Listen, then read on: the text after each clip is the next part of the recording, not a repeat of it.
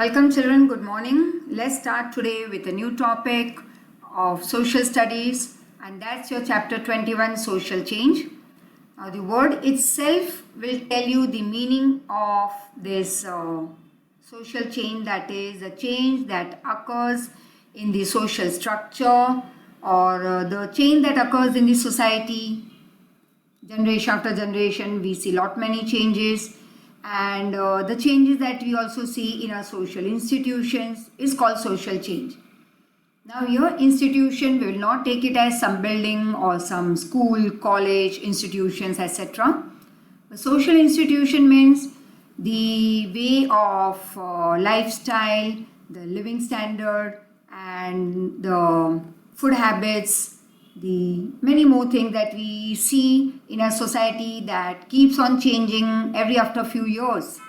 That's termed as social change.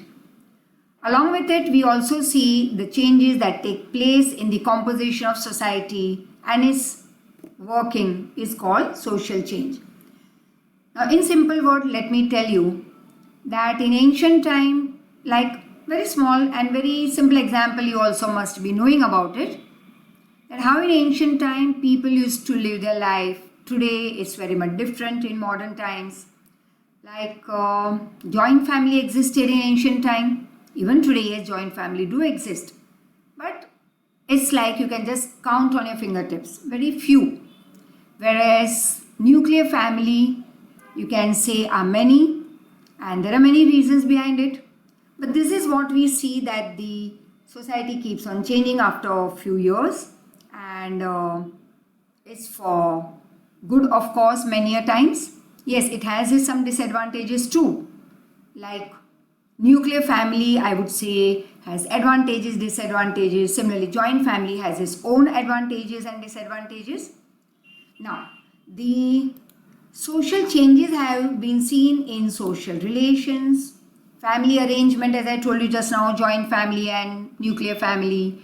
Marriage arrangement, पहले जैसे शादी होती थी गांव में, किस तरह से लोगों की शादी होती, they used to enjoy for days together before the actual day of marriage.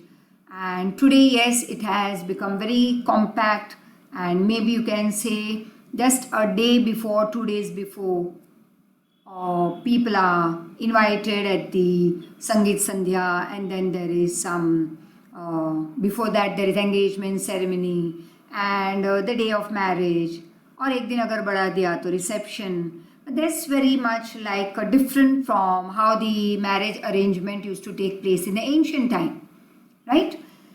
And you could even see that the family arrangement also different, lifestyle of the people is different. There is change we have seen in the culture and art, literature, music. Yes, you can compare that with the ancient time music and today's music. The dance forms have changed. All these changes we see in our society, that is in our surrounding, is more so because of westernization that we have entered into, globalization, yes, and urbanization. Now you must be knowing what's westernization. That is for centuries, people from the West had been ruling us one after the other. There's a Portuguese, then French and Britishers and Dutch, and too many people. Now when they came over here, just like our first chapter that we did in history, how they gave us some part of their lifestyle, right? When they went from here, they left it over here because they stayed here for maybe for 40 years, 50 years, 100 years. तो कहीं ना कहीं वो सारी चीज़ें हमने हमारे culture में भी ऐड कर दी, राइट? तो वेस्टर्नाइजेशन की वजह से भी ये हुआ है. और आज वेस्टर्नाइजेशन से, like from the western countries, we have adopted so many things in our life. Like you can say English education जो ब्रिटिशर छोड़ के गए, तो वो हमने एक्सेप्ट कर लिया है as a part of a life. And you can say the dress, yes, the dress sense that we have accepted, like the shirts and pants and t-shirts and sport shoes, and you can add to it many more things. Shoes and कपड़ों के अलावा बहुत सारी और चीज़ें हैं, like music, yes you can say the dance forms, classical dance जो एक इंडियन हमारा रूट में है, हाँ इंडियन रूट में है, तो उसके सामने हमने वेस्टर्न डांस भी अडॉप्ट किए हैं। और ग्लोबलाइजेशन की वजह से भी लोगों ने बहुत सारी नई चीज़ें एक्सेप्ट करना शुरू कर दी है, right. Then yes, many villages were converted into town and slowly into cities, developed cities. तो काफ़ी सारी चीज़ें हमने अडॉप्ट करना शुरू कर दी है जो पहले के ज़माने में शायद नहीं थी। तो society overall is changing, the way we carry on our profession, our business and food habits yes have changed. जैसे मैकडोनल्ड्स ने एंट्री ले लिया हमारी लाइफ में, pizza houses have taken entry in our life, and all these things were not there in ancient time. Due to this, people have become used to, or they have been acquainted to with each other's culture. जैसे Aryan Dravidians आए तो उनका culture हमने adopt किया, फिर धीरे धीरे जैसे मैंने कहा Portuguese and Dutch and Britishers, French, वो जो भी यहाँ पे अपनी सिस्टम छोड़ के गए थे तो हमने काफ़ी कुछ अडॉप्ट किया और मिक्सअप किया with the Indian culture. Physical objects, means of luxury, yes, use of modern implements, tools, facilities that we use in our daily life have reached today up till the villages, that is rural area. तो जो modern equipments, the modern lifestyle, means of luxuries, बहुत सारी चीज़ें जो हमने adopt की है एक developed cities में, वो कहीं ना कहीं विलेज तक भी पहुंच चुका है। Change has taken place in the style of houses of people. तुम खुद के घर को देख लो तो पुराने ज़माने के जो घर और आज के जो हम जो रह रहे हैं, right, style of houses have change and building है, कंस्ट्रक्शन और सब कुछ काफ़ी कुछ बदल चुका है। जो मेथड्स हम अडॉप्ट कर रहे हैं बिल्डिंग कंस्ट्रक्शन में वो काफ़ी कुछ अलग है from the ancient time. As a result of this physical changes in society and living standard of people has improve. हाँ, तो इसके एडवांटेजेस भी तो हैं कि लाइफ काफ़ी आसान बनती जा रही है due to modernisation and lifestyle हमारी बेटर होती जा रही है and effect of western culture is very clear in our lifestyle. जैसे पहले ज़मीन पे बैठ के एक you used to fold your legs, right, cross the legs, sit down and have your lunch, dinner and all. और आज dining table, chair, and we have lot many other facilities that we have added in our lifestyle. तो food habits भी बदल चुकी है, खाना खाने की जो रीत है जहाँ पे बैठ के हम खाते हैं वो बदल चुका है। पहले नीचे लेट के सोते थे, आज डबल बेड के बिना नींद नहीं आती। पहले एसीज नहीं थे, I don't think so people were even using fans, yes, छत पे सो जाते, fresh air, natural air, I would say natural हवा उनको मिलती थी and they use to remain healthy and all and happy. Today we make more use of luxuries to get a sound sleep, right. तो ये lifestyle में बहुत बदलाव आ चुका है। Now let's see another topic, that's general knowledge of laws and its needs, very interesting. Now because of low literacy rate, हमारे country में आज भी लिटरेसी रेट अगर तुम कंपेयर करो with the western countries, yes, हमारे कंट्री में काफ़ी लो है literacy rate. At the time of independence हमारे यहाँ लिटरेसी रेट थी 18.88 आई वुड से परसेंटेज, मतलब कि वो हर 100 में अगर हम गिनती करें तो हर 100 के ग्रुप में देखो तो 18 या 19 लोग लिटरेट थे eight the time of independence, that is समय 1947 के बाद जब काउंटिंग हुई तो हमने ये देखा। उसी टाइम पे अगर हम वेस्टर्न कंट्रीज को कंपेयर करें इन 1940s 1950s तो वहाँ पे 100% लिटरेसी। तो this is the gap that even today we couldn't fill up, right. जैसे if you would say today हमारे यहाँ मोर देन 70% लिटरेसी रेट है, फिर भी हम कहे oh we have made a great progress, 18 to 70+ literacy rate have increased. But when you compare the same with the western countries, तो आज भी हम 70 या 75 के बीच में अटके हैं। They were 100% literate somewhere centuries back, right? Centuries back. So this is a vast difference that you could see. और इसी लो लिटरेसी की वजह से प्लस लैक ऑफ नॉलेज, लोग अगर लिटरेट भी हैं तो इग्नोरेंट हैं. Let me make it very clear first of all over here, क्योंकि इग्नोरेंट वर्ड कई जगह पे आएगा.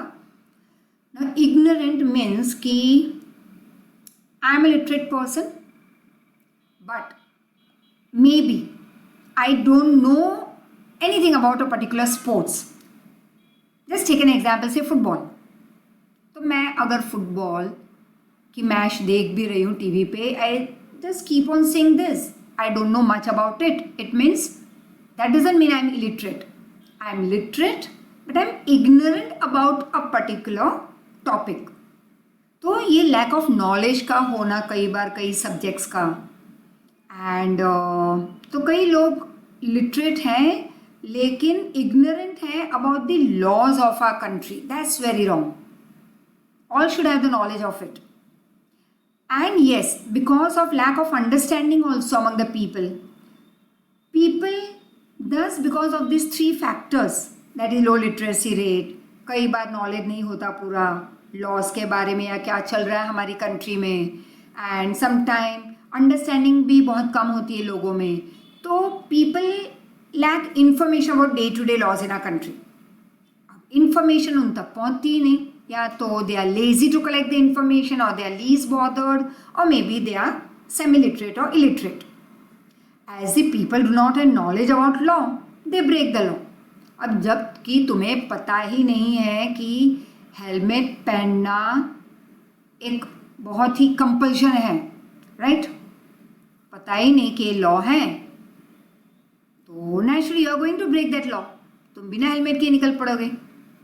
बट डू यू थिंक कि क्योंकि तुम्हें लॉ के बारे में नहीं पता और अगर पकड़े जाते हो तो क्या तुम पुलिस को अगर ये कहते हो that oh I am so sorry, मुझे तो पता ही नहीं था, ये लॉ कब बना कि हमें हेलमेट पहनना ज़रूरी है या सीट बेल्ट कार में ड्राइविंग सीट वाले के लिए ज़रूरी है, राइट? तो will you be forgiven? No, you will not be forgiven. Lawbreaker will be punished whether he knows about the law or whether he doesn't know, right? They can't be forgiven from punishment or conviction. You can use any one word. So it has become very important, I would say necessary, to give basic understanding and information to every citizen. तो अब वो citizen literate हो, illiterate हो, semi-literate हो, whatever, उसे basic knowledge तो होना ही चाहिए about the laws of our country. As a citizen of our country. Now, why is it necessary to have this general knowledge about law? Right? Let's see. It is very important to have general knowledge, information and understanding of law. Why? तो ये points तुम्हें learn by heart तो करने ही होंगे. Very important. So first, people are saved from doing crime and thus saved from punishment, conviction etcetera. मतलब तुम पे case नहीं चलेगा फिर अगर पकड़े भी गए, पकड़े ही नहीं जाओगे पहले तो, क्योंकि तुम वो क्राइम नहीं करोगे. और क्राइम क्यों नहीं करोगे? Because you know about all those laws and all, you know, you have that basic information, you have the understanding. तो अगर बेसिक नॉलेज है, you are informed, you always stay update about the laws, you have a good understanding of laws of a country, तो it will save the people from doing crime. तो फिर punishment भी नहीं मिलेगी. Next, they can get guidance regarding exploitation. It's a wrong print in your textbook, so check it out. They can get guidance regarding exploitation, LOI, and legal steps which could be taken against injustice. अगर laws के बारे में पता हो तो सबसे बड़ा फ़ायदा ये होगा कि अगर चीट किए गए तुम किसी से, कोई तुम्हें चीट कर रहा है, कोई तुम्हें एक्सप्लॉइट कर रहा है, you can directly go to the court of law because you know it's wrong, right. तो you should have the basic knowledge ताकि तुम एक्सप्लॉइट ना हो, तुम चीट ना किए जाओ by the people in the market. It could be any market. Next, they can enjoy constitutional rights that protect individual interest and may progress, right? Flourish himself means then you can develop yourself. तो अगर सारे rights पता हो तो you must be knowing that we are given how many rights by our country? 6 fundamental rights. अब उसमें जो 6th right है वो सबसे ज़्यादा इम्पोर्टेंट है. पहली बात तो है अगर इम्पोर्टेंट नहीं होती तो देते ही नहीं. तो हमारे पर्सनल डेवलपमेंट के लिए राइट्स दी जाती है कि हम एक्सप्लॉइट ना हो, हमें प्रोटेक्शन मिले, हम प्रोग्रेस करें, हम कंट्री के इक्वल सिटीजन की तरह हमें ट्रीट किया जाए. So each one whether rich और पुअर, ब्लैक और white and literate, illiterate, or all are given this 6 fundamental rights and all are treated equally by the country government. Now, the 6th right is the constitutional right. Now that you must have already done in detail in 9th standard. Yes, we had done. और ये 6th right हमें ये समझाता है कि first 5 rights order में जो दी हैं वो first 5 rights में से अगर तुम्हें कोई भी एक ना मिले तो 6th right का सपोर्ट लेके you can go to the court of law to protect yourself and the court will protect you, right, and punish the guilty. लेकिन अगर ये फर्स्ट 5 राइट्स मिल जाए लेकिन 6th right ही ना मिले तो प्रॉब्लम है. क्योंकि फर्स्ट 5 राइट्स में से अगर एक राइट भी नहीं मिली सपोज, तो तुम कहाँ जाओगे कंप्लेन करने? क्योंकि 6th right ही तो सहारा है जिसको हाथ में लेके तुम जाओगे टिल द कोर्ट. लेकिन 6th right ही गायब है तो first 5 rights equal to 0, right, उसका कोई मतलब ही नहीं रहता. Now 4th, we can become, that is they, that is people can become informed about various laws, that is legal provisions. Provision मतलब फिर से एग्जाम्पल चलो दे ही देते हैं, because in SS you are going to go through a very long journey of examples from my side, and so that I think personally SS becomes easy for you to understand, and I try my level best to make it a bit more interesting, right? So provision मतलब क्या? तो जब तुम घर के बाहर जाते हो तो तुम्हारे घर के आसपास बहुत सारी शॉप्स होगी, like granary provision store, medical provision store. मतलब कि अगर तुम ग्रेनरी प्रोविजन स्टोर में जाते हो तो वहाँ पे ये कहोगे कि भाई हमें कफ सिरप दे दो या मेटासिन दे दो, या मेडिकल प्रोविजन स्टोर में जाके तुम tea and rice and wheat and ghee और तेल नहीं खरीदोगे because they don't provide you. तो कई चीज़ें एक अलग अलग जगह पे ही प्रोवाइड होती है. तो प्रोविजन मतलब टू प्रोवाइड, राइट. तो गवर्नमेंट भी इस तरह से हमें काफ़ी चीज़ें प्रोवाइड कर रही है. तो ये सारी चीज़ों की हमें इंफॉर्मेशन होनी चाहिए about various laws that the government is framing that have been made for our protection and development, that is flourishment. Then अब अगर हमें हमारे कंट्री के लॉज के बारे में सब पता है, we keep ourself updated, that is informed, then we as Indian citizen will be more loyal towards our country, our society, right. वो लॉयल्टी बढ़ जाएगी हमारे स्टेट, कंट्री और सोसाइटी के लिए, so that he may then contribute in the formation of society. और जितने ज़्यादा हम लॉयल बनेंगे naturally we will work hard and in a better way for the development of our country, and then we will not be deprived of the right as a citizen and will be able to perform our duties. और जब हम informed रहेंगे, we remain more loyal to our country or our society or state, तो अब laws के बारे में पता होगा तुम्हें, तो तुम्हें राइट्स के बारे में भी सब पता होगा. तो अब सारी राइट्स तुम्हें पता है कौन कौन सी तुम्हें मिल रही है because you are well inform. तो अगर कोई एक राइट नहीं मिल रही you can go and fight for it in the court of law. और फिर ड्यूटीज़ के बारे में भी हमें पता है, तो हम as a good Indian citizen and a loyal Indian citizen we will perform our duties also for the development of our country.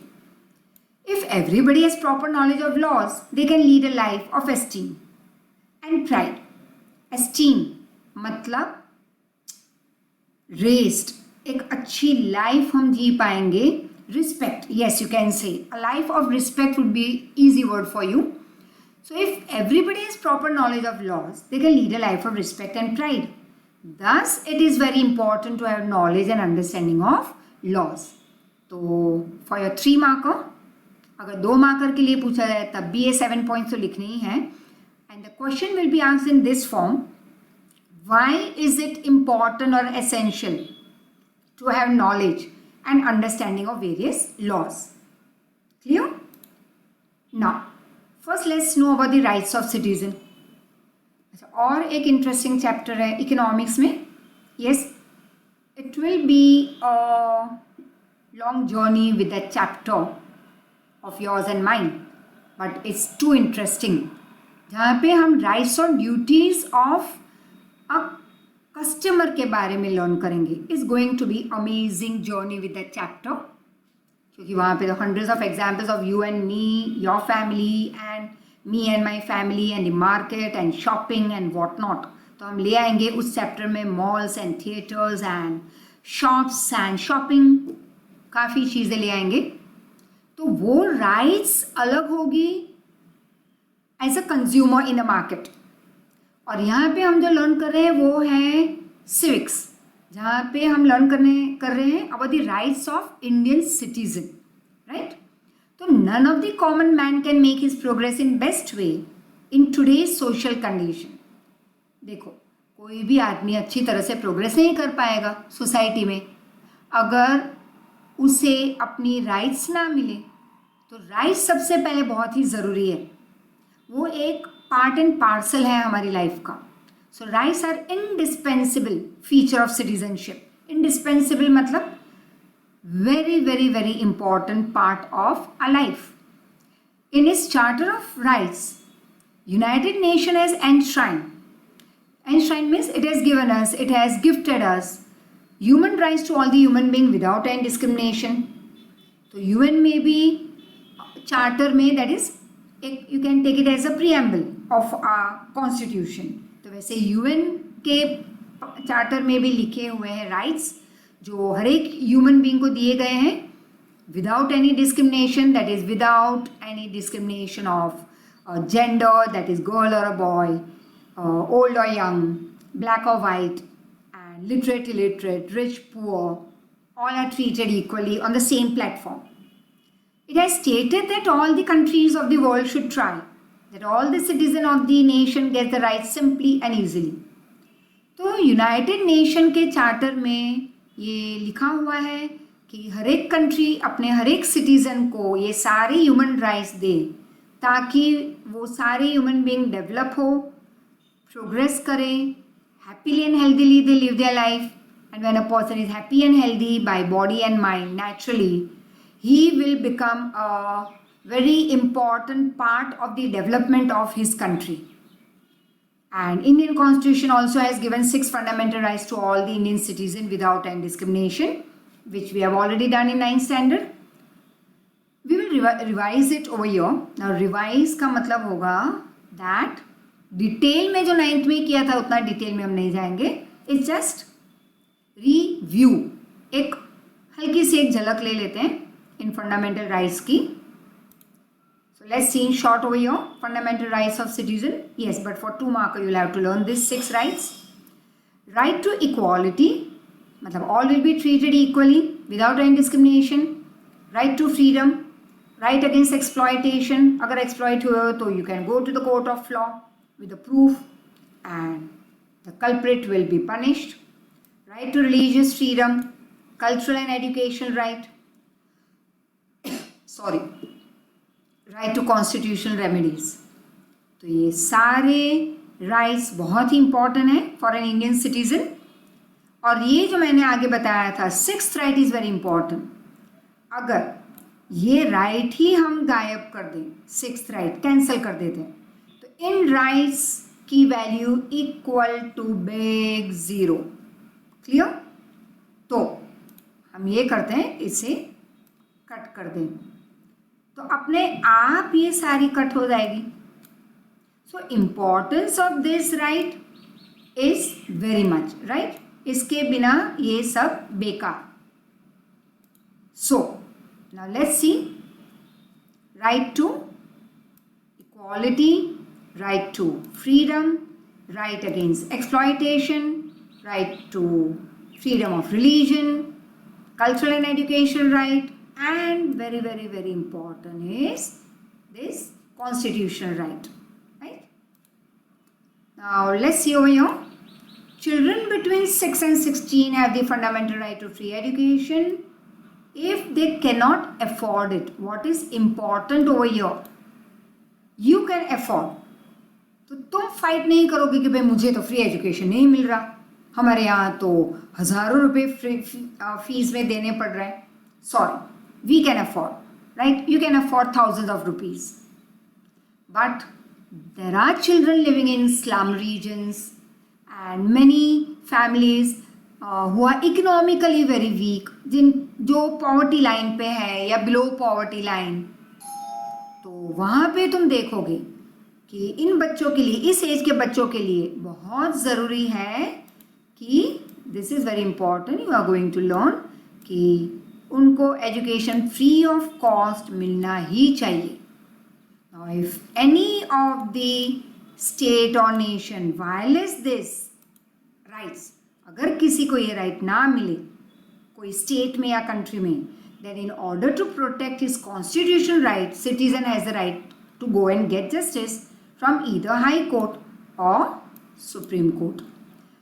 Now citizens have got this right under the provision in right to constitutional remedy. अब ये right कहाँ से मिली है? With the support of this sixth right.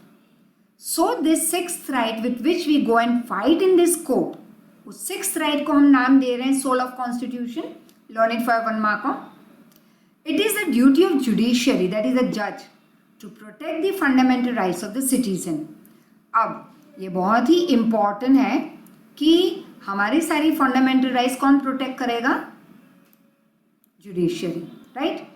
And it should provide simple, cheap, speedy and appealing judgment. जो सबको appeal कर जाए, जो सब अग्री करें, right? तो इतने सिंपल और स्पीडी जजमेंट मिलना चाहिए. It should not take years and years, right, as it usually happens. तो इसके लिए भी काफ़ी सारी सिस्टम हमारे गवर्नमेंट ने पास की है, like Lok Adalat and all. Speedy judgment, cheap judgment मतलब बहुत कम पैसे में या कई बार मुफ्त में भी उनका केस वो लड़ सकते हैं. They get a lawyer for it by the government. Now rights of a child, very interesting. Yes, especially now this will not be for only a few category कि भाई इस कैटेगरी के बच्चों को ये राइट्स मिलेगी. This rights of for everyone, for all the children. So rights of child, yes, very interesting. Children are the least protected section in a society. Now I would say very, very, very important your, I would say 1 marker, that who are the most, I would say least, sorry, the least protected section in the society, children, 1 marker. Now progress of any country depends on the overall development of children living in it. Again very important. कोई भी country की progress या development किस पे dependent है? एक बच्चे के डेवलपमेंट पे. अगर बच्चा ही पढ़ाई ना करे, आधी अधूरी पढ़ाई करके स्कूल में से बाहर आ जाए, मतलब कि ड्रॉप आउट ले ले, या बहुत लंबी वाली पढ़ाई ना करे, 10-12 साल 15 साल की, that is after 10th still 8 to 10 years मोर, मतलब कि till the age of 25, 26, sometime 28. तो एक अच्छी सी पढ़ाई अगर बच्चों को ना मिले तो वो बच्चा डेवलप होगा ही नहीं. I would say yes, by physically हो सकता है, लेकिन mentally I don't think so. जो कंट्री के डेवलपमेंट के लिए जो बच्चे चाहिए वैसे बच्चे डेवलपमेंट नहीं दिखाई देंगे. And so progress of any country depends on the overall development of the child. अब overall development, see very important this word overall. इसका मतलब कि physical development, mental development, emotional development हर एक एरिया में मिलना चाहिए बच्चे को. If the child will be educated, protected and righteous और वर्चुअस, मतलब एक बच्चा बहुत ही संस्कारी हो, एजुकेटेड हो, प्रोटेक्टेड हो, और बहुत ही फुल ऑफ डिसिप्लिन, मैनर्स, उसे हम एक अच्छा सिटीजन बनाएं, then he can become a good citizen and he can add to the development not only of his family. तो ऐसे बच्चे सिर्फ अपनी फैमिली को डेवलप नहीं करेंगे, साथ साथ अपनी सोसाइटी, नेशन, मतलब अपनी कंट्री को भी डेवलप करेंगे। This type of citizen will B a blessing for the country. तो ऐसे सिटीजन हमारी कंट्री के लिए ब्लेसिंग है, नहीं कि पान बीड़ी के गले पे खड़े रह गए या आने जाने वाले रास्ते पे लोगों को परेशान करना, लूट मचाना, लोगों की मजाक उड़ाना या रिस्पेक्ट नहीं देना, खुद को ही ज़्यादा स्मार्ट, ज़्यादा मतलब ओवर स्मार्ट समझना, पढ़ाई को वैल्यू नहीं देना। There are such children too on the planet. तो ये बच्चे, they are not a part of a country, I would say they would not develop the country, they would pull down the country. तो we need today, not today, I would say this is in ancient times when the planet existed, right, earth existed. तो ऐसे बच्चे ही country को develop करेंगे जो manners, discipline, physical development and I give the most greatest importance to education, right? Education. और उसके साथ yes, I give equal importance to, as I said, discipline, manners, respect for others. It could be a respect for an animal, it could be a respect for the younger to you or elders to you.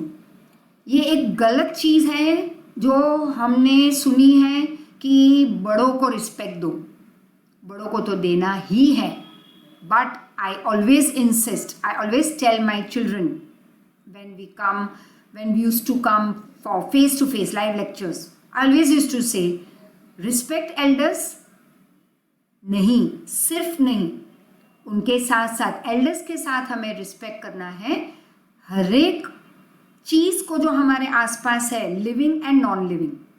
You respect your books, you respect your wardrobe, you respect your plant, you respect the animals, you respect the young people, that is जो तुमसे भी छोटे हैं उन्हें भी equal respect दो। Then I would say कि पढ़ाई में 90 I don't consider is as the best, अगर बाकी की चीज़ें माइनस हो, टूगेदर एवरीथिंग, सब कुछ है और 70% है, I would say that is great. But 90% and बाकी minus, I would say it is 0। तो हर एक चीज़ में हमें इक्वालिटी यहाँ पे भी रखनी है डेवलपमेंट में। That citizen is, I would say, would bring great development for the country and that citizen is a blessing for the country. So child development and child welfare are the precondition for the country's development and child is like a property of the country. तो उसकी upbringing, उसको support देना है, उसको अच्छे से बड़ा करना है, नहीं कि मार झोड़ के हे भाई 90 क्यों नहीं लाया, अरे इसमें 2 मार्क क्यों निकल गए तुम्हारे, उसके क्यों तुमसे 2 ज़्यादा है, क्यों उससे तुम्हारा 1% कम आया। This comparisons and all this things will pull down the child, और this is not the way how we can support the child. I would always say no comparison. I would even try to tell you, you compare yourself with yourself.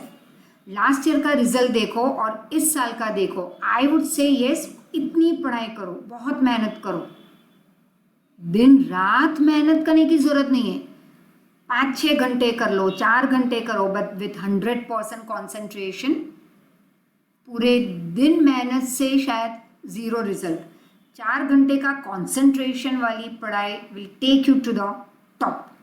तो compare your self with your self.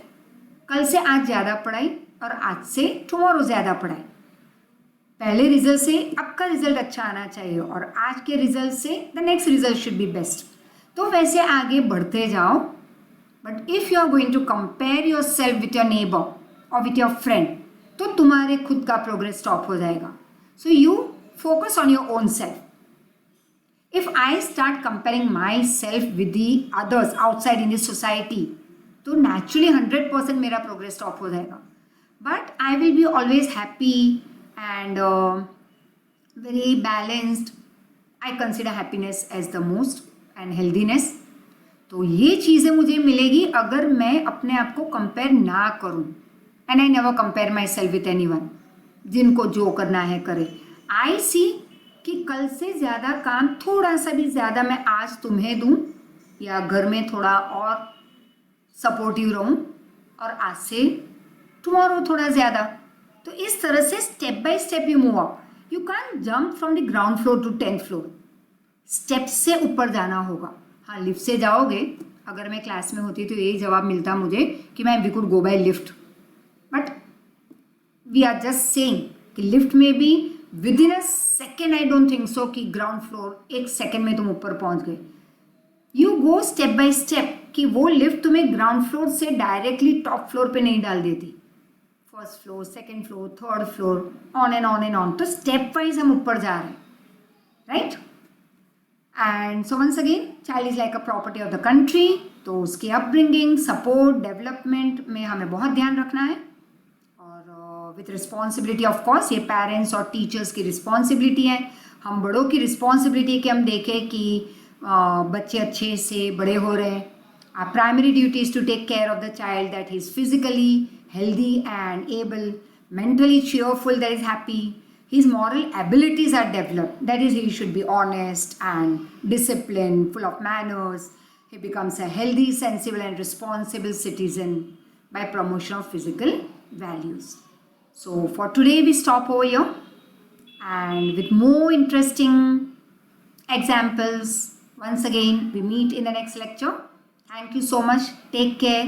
Be with your family. Love them a lot. Be supportive to your family. Stay safe. Thank you so much once again. Take care.